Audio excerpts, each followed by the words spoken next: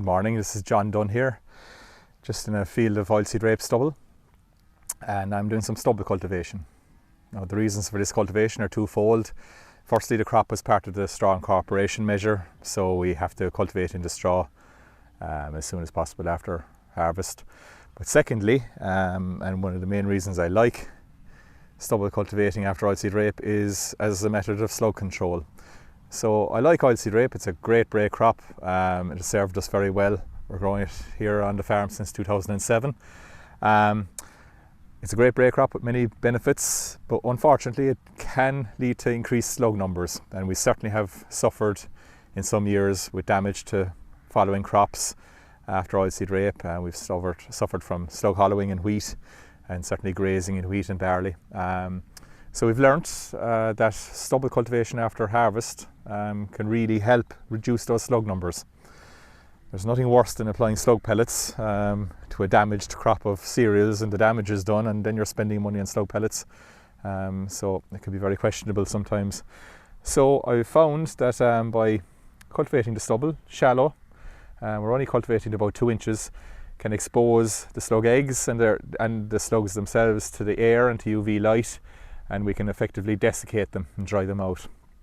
So I'm only cultivating to about 2 inches, just loosening the top surface of the soil, upsetting their habitat. They've been undisturbed for almost 12 months because the crop is in the ground for so long, and they've been protected by the canopy, but now it's exposed and we have an opportunity to dry them out. So the aim is to leave it loose, unfirmed, so the air can get into it, and the wind is to get up this afternoon and it creates some drying. The drier and the sunnier the weather, the better when you're doing this, because you, as I said, you want to dry out the slugs and their eggs. But this is 2023, so we know what the summer is like.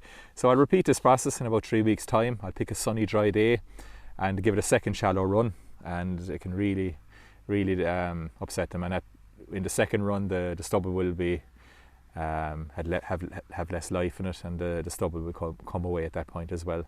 So I found it very effective over the years, and I'd much rather deal with the slug problem before we put in a crop than after. So this is the harrow. It's just a 3-metre Amazon catros. We're just cultivating, as I said, to about 2 inches. It's light on diesel. It's no big work involved in pulling it or lifting it, and it's fast. We're doing about 10 acres an hour with just a 3-metre disc harrow. So that's it. You can see that some of the stubble is coming away. Most of them are still intact because there's a lot of life in them. The eggs themselves are very hard to see, but you can find them sometimes. They're little clear balls about the size of a pinhead, and they can be in bundles around the stubble, in around the trash. So by drying it out this way, we can really hit them hard. So that's it. Thanks for your attention.